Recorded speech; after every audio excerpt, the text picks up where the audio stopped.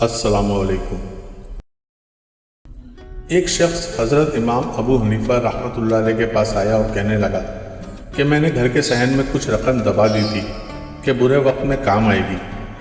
بہت سال مجھے رقم کی ضرورت نہ پڑی، اب مجھے رقم کی ضرورت پڑی تو میں نے رقم نکالنے کا ارادہ کیا، لیکن اب وہ جگہ مجھے یاد نہیں ہوتی جہاں میں نے رقم دبائی تھی۔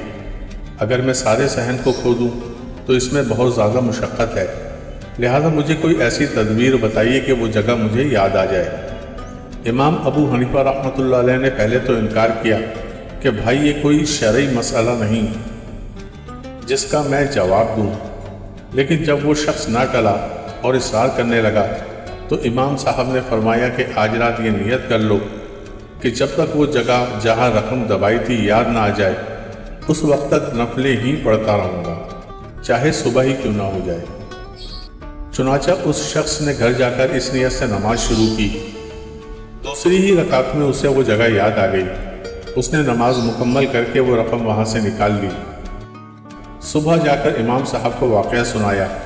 اس پر امام صاحب نے فرمایا یہ تجھے شیطان نے بلایا تھا، پھر اس کو کب گوارا تھا کہ تو رات بھر نماز ہی پڑھتا رہے، اس لیے اس نے فوراً یاد دلا دیا، مگر تم کو چاہیے تھا کہ یاد آنے کے بعد بھی بطور شکریہ شیطان کو ذلیل کرنے کے لیے تمام رات نماز ہی پڑھتے رہتے۔ دوستو، اگر آپ کو ویڈیوز پسند آتی ہیں تو لائک، شیئر اور سبسکرائب کریں اور کمنٹ بھی ضرور کریں۔ شکریہ۔